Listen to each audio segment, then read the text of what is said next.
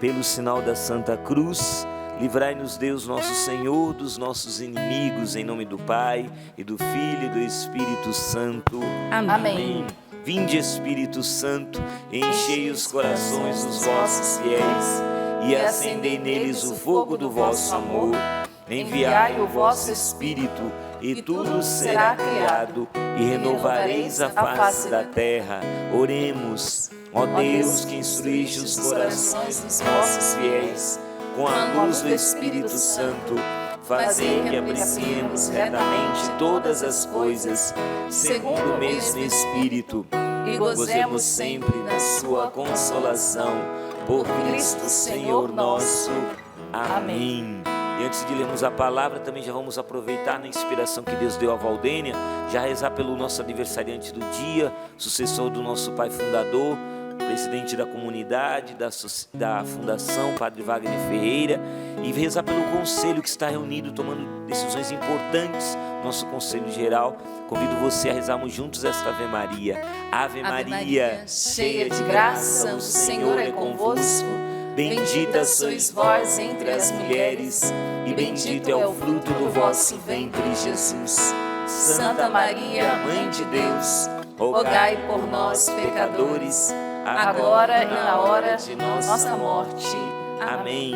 João capítulo 5, a partir do versículo 1. Depois disso houve uma festa dos judeus e Jesus subiu a Jerusalém. Ora, existe em Jerusalém, perto da Porta das Ovelhas, uma piscina com 5 pórticos, chamada Bezata em hebraico. Muitos doentes, cegos, coxos e paralíticos ficavam ali deitados. Encontrava-se ali um homem enfermo havia 38 anos. Jesus o viu ali deitado e, sabendo que estava assim desde muito tempo, perguntou-lhe: queres ficar curado? O enfermo respondeu: Senhor, não tenho ninguém que me leve à piscina quando a água se movimenta. Quando estou chegando, outro entra na minha frente. Jesus lhe disse: levanta-te, pega a tua maca e anda. No mesmo instante, o homem ficou curado, pegou sua maca e começou a andar. Somente até aí. Palavra da salvação. Glória a vós, Senhor. E você notou que durante a leitura, você, na sua Bíblia aí, você que tem a Bíblia que nós temos aqui com a tradução da CNBB, tem um colchete, logo após, na segunda parte do versículo 3, e na nota de rodapé diz assim, quando fala aqui no versículo 3, muitos doentes, cegos, coxos e paralíticos ficavam ali deitados, entra uma nota de rodapé aqui, entre os colchetes, que diz assim: muitos manuscritos tardios acrescentam nesse trecho do Evangelho, dizendo assim: esperando que a água se movesse. De fato, um anjo descia de vez em quando e movimentava a água da piscina, e o primeiro doente que nela entrasse, depois do movimento da água, ficava curado de qualquer doença que tivesse. Então veja só, meu irmão e minha irmã, uma passagem já bem conhecida de todos nós, com certeza já foi refletida muitas e muitas vezes aqui no Sorrindo para a Vida, mas eu quero trazer para você que este homem, aqui há 38 anos, à beira desta piscina, este homem enfermo, ele trazia consigo 3 condicionamentos. O primeiro condicionamento que ele trazia é para consigo mesmo. Ele estava condicionado à sua situação de enfermidade. 38 anos carregando essa enfermidade. 38 anos carregando esta cruz, vivendo este calvário. 38 anos nesta condição, à beira da piscina, onde o anjo descia, movimentava a água, e o primeiro que pulasse nela era curado. E ele não era curado. Há 38 anos não era curado porque ele estava naquela condição. Ele havia se condicionado àquele sofrimento. Então, em primeiro lugar, eu já quero me dirigir a você, que hoje está condicionado a uma situação de sofrimento. Você que talvez não há 38 anos, mas talvez há 38 meses, há 38 semanas, eu não sei, 38 dias, se condicionou a este sofrimento, se condicionou a esta dor, que eu não sei qual é, mas você bem sabe. E você diz assim para você mesmo: eu não consigo vencer isso. É uma dor tão grande, tamanha, que eu não consigo. Talvez hoje, nesse indo para a vida, você está nessa condição de alguém que jogou a toalha, desistiu. Eu, no final deste encontro que eu fui em Juazeiro, na Bahia, foi um encontro maravilhoso, um Kairos, tempo de graça.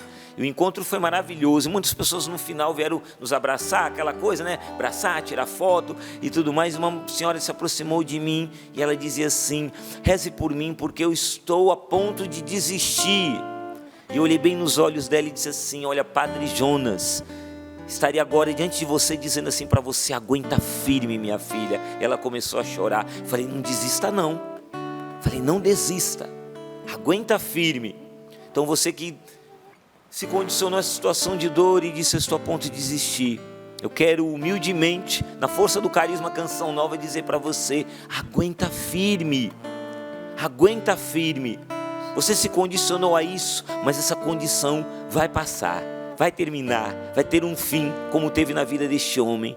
Quando Jesus intervém, tudo aquilo que nos condicionava perde a força, porque a graça de Deus vem e supera tudo isso. E havia um segundo condicionamento na vida deste homem, que era não só consigo mesmo, mas com as pessoas.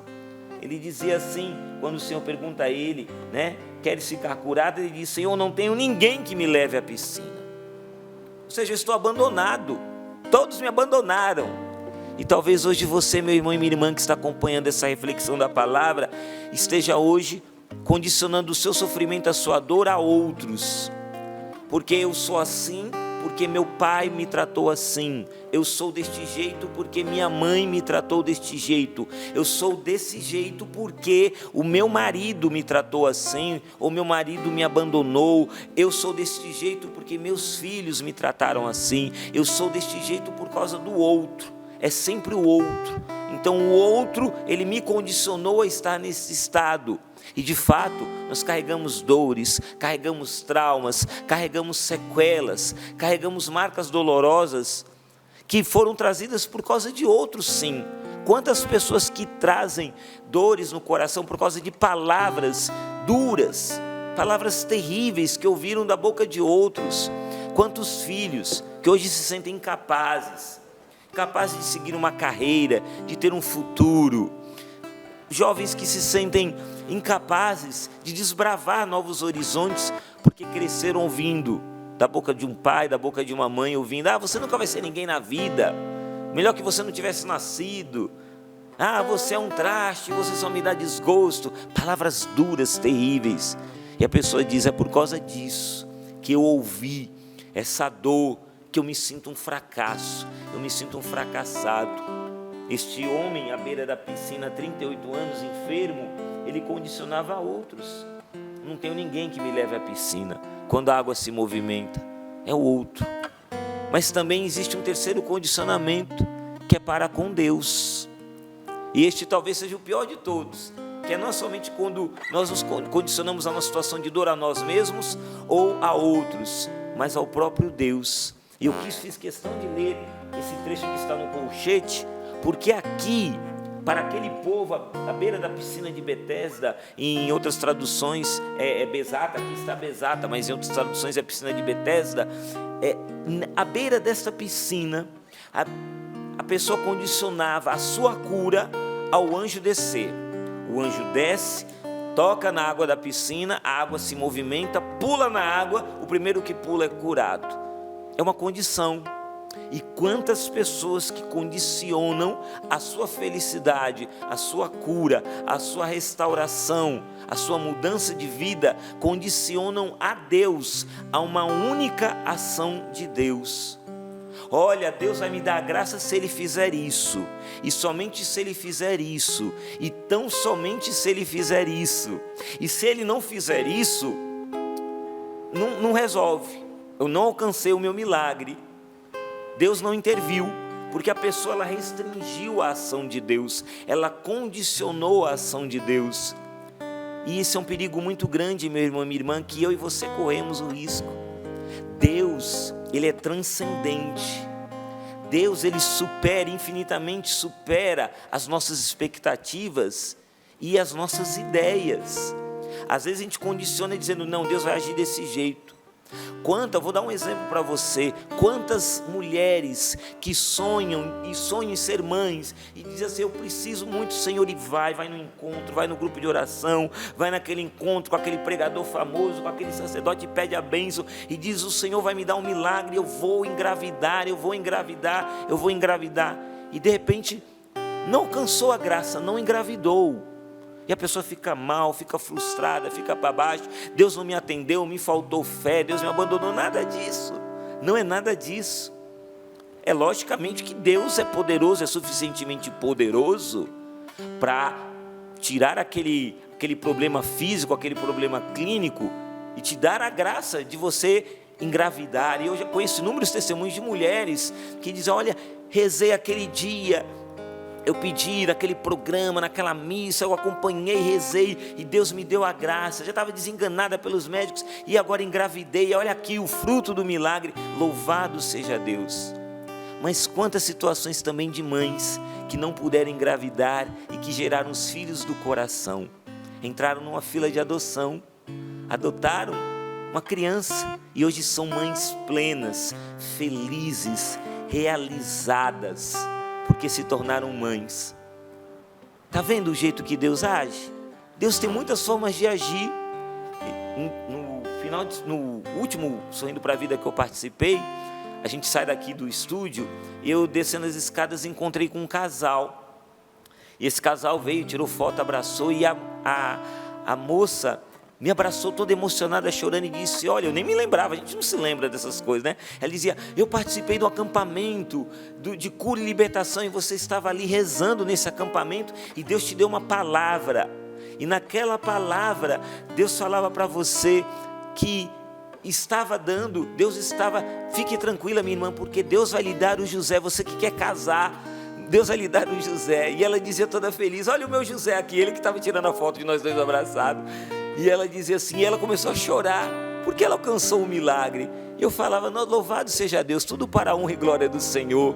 E ela ficou feliz. Está vendo? Deus intervém, mas Deus intervém no tempo dele, do jeito dele, no querer dele. Aquele homem, 38 anos à beira da piscina, precisou entender que mais do que um anjo descer e movimentar a água, quem desceu ali, quem veio até o encontro dele, quem viveu a Kênosis e saiu ali do trono à direita do Pai e se encarnou e se fez homem como nós. O verbo de Deus se fez carne e habitou entre nós, e Jesus veio e quis ir até aquela beira da piscina para se apresentar àquele homem. Não era apenas um anjo, era o próprio Filho de Deus ali dizendo para ele, queres ficar curado? Veja que a pergunta é essa, queres ficar curado? Não era dizer, olha, como que você quer ficar curado? Quando você quer ficar curado? Ele só pergunta isso, você quer ficar curado? Sim ou não? É a sua escolha agora. Eu quero a minha cura, eu quero o meu milagre, eu quero a minha libertação, eu quero a restauração do meu casamento, eu quero a restauração da minha família, quero ou não? Eu quero. Então agora aguenta firme, vai ser do meu jeito, não vai ser do seu. Você quer ficar curado, sim ou não? Aquele homem era só dizer quero. E o que ele disse?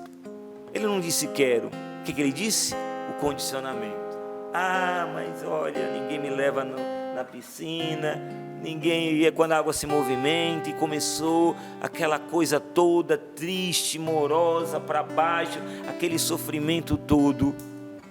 Ele não estava entendendo que quem estava ali era o próprio Filho de Deus, dizendo para ele, eu vou te curar.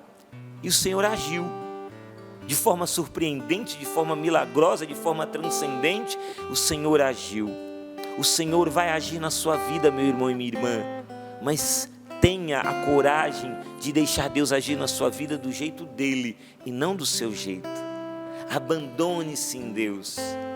Eu escutei um tempo desse uma frase, eu vi aqui até uma figurinha que eu vi aqui no meu WhatsApp, que me chamou muita atenção essa frase. Era uma frase que dizia o seguinte, eu achei muito bonito isso, mandei até para o namorado da minha filha, Daniel, porque a mãe dele passou por uma cirurgia, um procedimento cirúrgico delicado, né? Tá com uma bolsa aqui no estômago, né? E uma sonda gástrica, melhor dizendo, né? E ele está sofrendo com tudo isso, inclusive está indo lá para acompanhar a mãe dele. E a gente tem rezado muito pela dona Sulamita, né? É fácil lembrar o nome dela porque ela tem o nome da minha mãe, Dona Sula, né? E eu mandava para ele essa frase: confiar é permitir que Deus te explique depois. Uma frase, uma figurinha que eu descobri na internet. E me tocou tanto essa frase. Confiar é permitir que Deus te explique depois. Ele vai explicar. Por que ele fez desse jeito? Por que ele fez assim? Por que ele fez assado? Depois ele vai te explicar. Mas confiar é isso. É deixar Deus fazer do jeito dele, não do nosso jeito. Nós não podemos condicionar o Senhor nosso Deus. Está entendendo? Não podemos de forma alguma condicionar o Senhor. Deixa Deus agir. Abandone-se em Deus, confie nele. E ele agirá, como diz a letra da canção, uma canção bem conhecida. E Padre Jonas, a esse respeito, ele escreveu um livro chamado Curados para Amar. E o nosso pai fundador deixou como legado para nós, além do Carisma Canção Nova, toda uma vasta literatura, né? Hoje é o dia do livro, né? Que falava o dia divulgarmos os nossos autores. Então o Padre Jonas foi o pioneiro, foi o que começou, escreveu inúmeros livros. E Padre Jonas escreveu esse livro, Curados para Amar, que você pode também adquirir no loja.cançãonova.com. E nesse livro, o Padre Jonas, ele fala algo muito importante para nós a esse respeito. Ele diz assim a respeito da ação misericordiosa de Deus. Ele diz: o Senhor nos olha com grande misericórdia e amor. Ele sabe que somos um povo sofrido, pisado por Satanás como se fôssemos barro. Ele sabe que o inimigo tem nos submetido ao seu trabalho infame e sujo. Talvez, justamente por sermos tão pisados pelo inimigo, pensamos que a vida seja assim mesmo, sem a alegria de sentir o amor de Deus, sempre com a sensação de sermos rejeitados, esquecidos, marginalizados, julgados, acusados e condenados.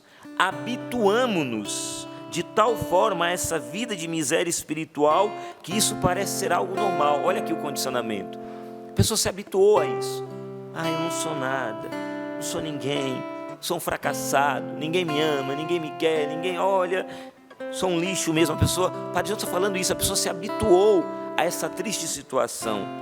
E ele diz assim: o Senhor quer deixar claro que não é Ele quem tem agido dessa maneira conosco, mas é o inimigo. Jesus não quer mais que acreditemos que somos inferiores, incapacitados, rejeitados, não amados, condenados, acusados, mas Ele quer que creiamos nele. Ele está no nosso meio, aleluia, e estende sua mão para nos tirar de sob os pés do inimigo e de seu tacão. Quer que acreditemos no seu amor e saibamos que Ele não nos tem acusado. Satanás é que tem feito isso, condenando-nos, jogando em nossa cara os erros presentes e passados e fazendo-nos crer que é Jesus que tem agido assim. Jesus quer que creiamos no seu amor, na sua misericórdia. Ele sabe que cometemos erros, porém está no nosso meio para nos levantar. Aquela música, né, que a gente cantou tantas vezes, né, do Frei Gilson, eu te levantarei. É Jesus falando hoje. Olha o que o Padre Jonas diz. Jesus Ele quer nos levantar. Ele está no nosso meio para nos levantar. É o nosso irmão mais velho, aquele que se adiantou e que cumpriu o desejo do Pai de que o Cristo fosse igual a nós. Está aqui no nosso meio, mais uma vez o Padre Jonas repete isso, para nos estender a mão e nos dizer que já pagou todo o preço do pecado. Ele se faz presente no nosso meio como Salvador e Redentor. Seu nome é Jesus, que quer dizer Salvador, uma vez que Ele é a nossa salvação. Meu irmão e minha irmã, Jesus está em nosso meio. E Jesus que está em nosso meio para nos curar, para nos levantar, para nos arrancar dos nossos condicionamentos. Hoje Ele pergunta a mim e a você: quer ficar curado? Quer ficar liberto? Quer realmente este milagre? Você quer? E aí você responde sim ou não. Eu acredito evidentemente que você vai dizer sim, eu quero Jesus, eu creio em Ti. Então, meu irmão, confiar é deixar que Deus te explique depois. Espera nele, abandone-se nele, não pega de volta. É como alguém que dá um copo de água e pega de volta. Eu dou e pego, eu dou e pego, eu dou e pego. Não dá para viver mais nesse ping-pong, gente. Ou a gente confia para valer, entrega na mão de Deus, coloca na mão de Deus, ou a gente vai ficar eternamente nesse ping-pong. Coloco na mão de Deus e pego de volta. Coloco na mão de Deus e pego de volta. Coloco na mão de Deus e pego de volta. Até quando isso? Não. Colocou na mão de Deus, agora espera. Confia em Deus, espera nele. E Ele vai agir do jeito dele. Ele vai te abençoar do jeito dele. Ele vai intervir na sua história, mas do jeito dele. Isso é confiança, isso é abandono.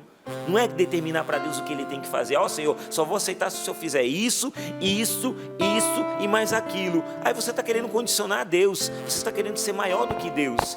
Você está querendo que Deus não seja o teu Deus, o teu Senhor. E quantas pessoas correm esse risco? Infelizmente não fazem de Jesus o seu Senhor, mas fazem de Jesus o seu servo.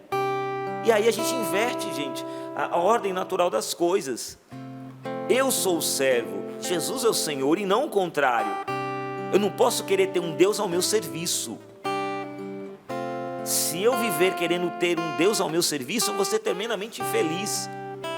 Eu não quero ter um Deus que vai me servir. Não, eu quero ter um Deus que diga as coisas que eu preciso fazer, que me oriente, que tome as rédeas da minha vida em suas mãos. Eu quero ter esse Deus que é o Senhor, e quando eu confio no Senhor, eu sei que nada de mal vai me acontecer, porque Ele é o Senhor, eu sou o servo. Lembra daquela música do Diácono Nelson Correia, né?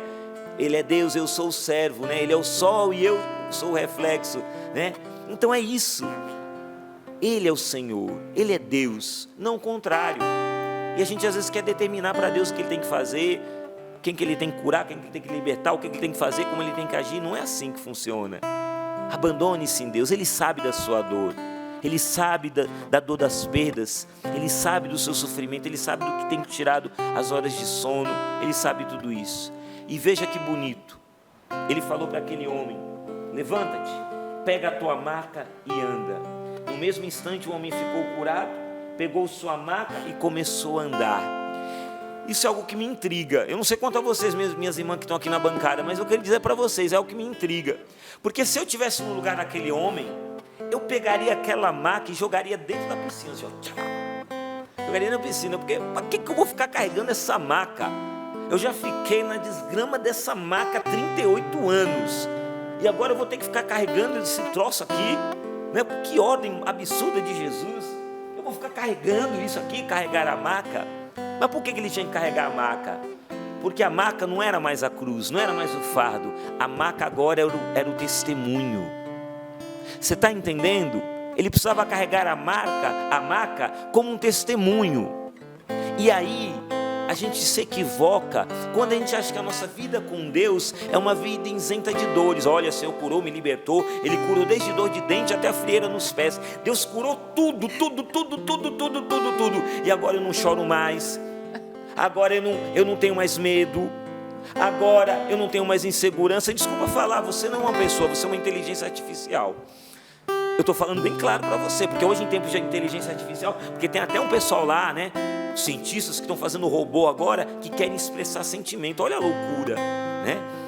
Eu quero fazer o robô tão humanoide, que ele faz carinha de tristeza, carinha de alegria. Quando você briga com o robô, ele faz carinha triste, né, para mostrar que tem sentimento. Quando você elogia o robô, ele abre um sorrisinho, né, sorri para a vida. Mas é robô, gente. Você não é um robô, você não é uma máquina, você não é uma inteligência artificial. Você é gente, tem corpo, carne, sangue, músculos, hormônios, artérias, veias. Tem medo sim, tem insegurança sim. Pode chorar sim, pode sorrir sim. Você tem sentimentos. E você, presta atenção, meu irmão e minha irmã, você tem marcas dolorosas sim. E não se envergonhe das suas marcas dolorosas. Não se envergonhe. Eu sei que talvez tem gente que está me escutando agora que teve um passado terrível, e você até tem vergonha de falar do seu passado.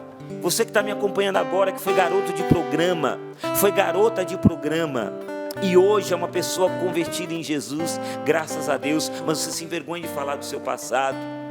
Você que sofreu abuso na sua infância, você que já pensou inúmeras vezes tirar a própria vida, e já até tentou cometer suicídio, graças a Deus, o ato do suicídio não teve eficácia, e você está vivo, está viva, graças a Deus. Você que tem um passado do qual você se envergonha e você fala: meu Deus, eu aprontei tanta coisa no meu passado que eu me envergonho de falar. Não joga a maca fora não. Carrega a maca, porque essa maca é testemunho. Aquele homem tinha que andar para cima e para baixo com a maca para dizer: olha, eu passei 38 anos aqui preso nesta maca, mas agora eu estou de pé, porque Jesus me levantou, aleluia. Jesus me levantou. Você que tem aí tatuagem de gangue, de tatuagem mesmo, que você fez parte até de crime organizado, e você se envergonha disso, vai dar o testemunho para os jovens. Se tiver que mostrar ali, mostre e diga assim: olha, eu era assim, eu era de gangue, eu era de quadrilha, mas Jesus me libertou, e hoje eu pertenço ao grupo dos eleitos, daqueles que o Senhor salvou, redimiu com o seu sangue. Hoje eu sou um novo homem, uma nova criatura em Jesus. Não se envergonhe, pelo contrário, pega todo este passado terrível, doloroso, que até traz vergonha, e testemunhe a intervenção de Deus, porque você não é mais o paralítico à beira da piscina. Você agora é o homem e a mulher que caminha com as próprias pernas, porque Deus te deu a graça de caminhar, e você agora caminha levando a maca, sim, para dar o testemunho, para mostrar para todo mundo: eu era assim, hoje não sou mais. Hoje eu sou um homem de pé, sou uma mulher de pé, sou uma nova criatura. Para terminar, antes de eu contar a historinha, eu queria ler isso que o Papa Leão XIV falou numa audiência no dia 8 de outubro. Me lembro a data porque foi um dia antes do meu aniversário, 9 de outubro. Isso é fácil de lembrar. E ele fala exatamente disso. Na catequese dele, numa quarta-feira, ele fala para o povo sobre aquela passagem dos discípulos de Emaús. A catequese dele é baseado nesta passagem. E ele fala de Jesus ressuscitado. E presta atenção no que ele diz.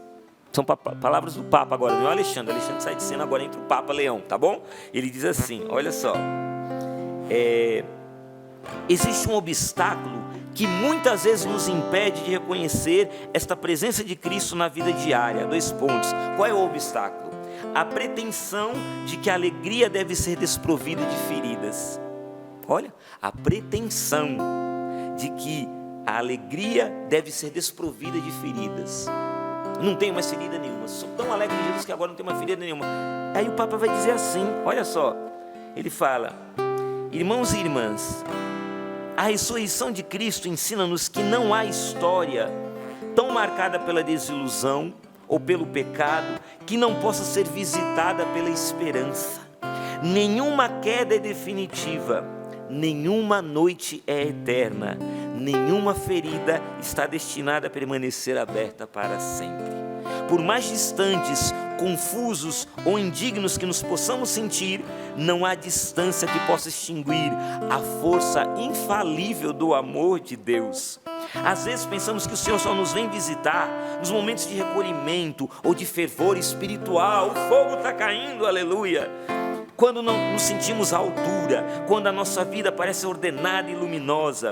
Pelo contrário, o ressuscitado aproxima-se precisamente nos lugares mais obscuros, nos nossos fracassos, nas relações desgastadas, nos trabalhos diários que pesam sobre os nossos ombros, nas dúvidas que nos desencorajam.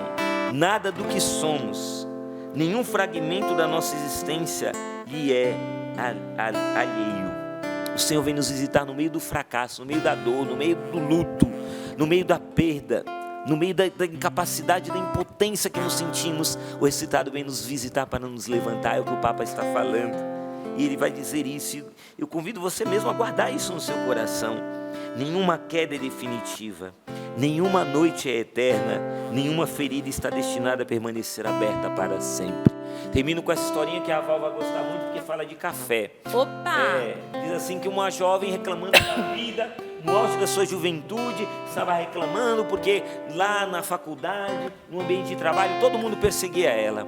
E ela foi reclamar com o pai, e o pai, um homem de Deus, um homem muito sábio, foi vindo as lamúrias dela, as reclamações dela, as murmurações dela, as insatisfações, porque ela tinha ódio no coração, porque ela não conseguia perdoar ninguém, porque era uma perseguida, era uma abandonada, e aquela coisa toda.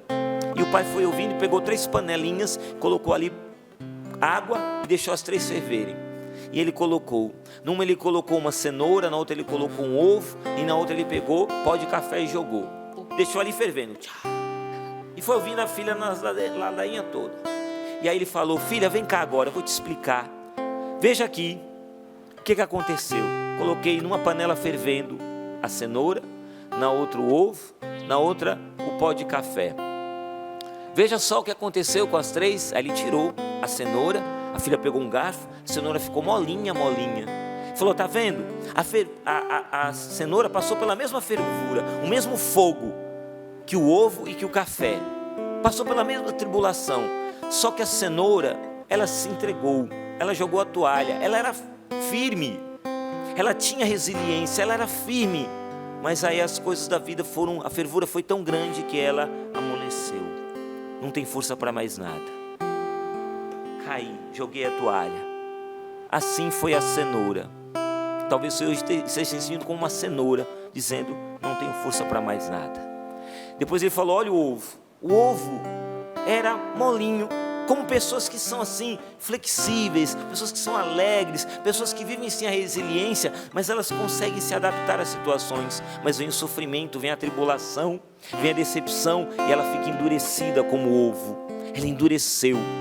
Não acredito mais no amor, não acredito mais no perdão, não acredito mais na fidelidade, porque fui traído, fui traída no meu casamento. Então eu coloquei um cadeado no meu coração e não amo mais ninguém, e ponto final. Não acredito mais no ser humano. Pessoas que se endureceram. Talvez hoje você seja igual ao ovo cozido. O sofrimento que você vive, que você enfrenta, foi te endurecendo, tirando a capacidade de sorrir, de acreditar no outro, de dar uma segunda chance, de perdoar. Ele falou: veja o pó de café, que a Valdênia tanto gosta. Olha o pó de café. O pó de café também entrou na fervura. A mesma água fervendo. Só que o que ela fez com o sofrimento, com a água fervendo? Ela fez algo muito melhor. Café gostoso, cheiroso. Ela pegou aquele sofrimento e não parou no sofrimento. O pó de café não para na água fervendo. Ele consegue pegar aquela água fervendo e transformar em algo muito mais saboroso, em algo muito mais cheiroso, algo muito melhor. Esse sofrimento em Jesus que você enfrenta hoje, essa sua história marcada pela dor, ela precisa virar café, precisa virar algo muito melhor, e em Jesus ela virá algo muito melhor. Em Deus é possível, meu irmão e minha irmã, virar algo muito, muito melhor. A sua história marcada pela dor, por perdas, por privações, em Jesus, só Ele pode fazer virar algo muito melhor, virar testemunho de salvação para tantas outras pessoas. Então mãos à obra, evangelize, testemunha, pega a tua maca e testemunhe que Jesus te levantou. Por quê? Termino com isso: nenhuma queda é definitiva, nenhuma noite é eterna, nenhuma ferida está destinada a permanecer aberta para sempre.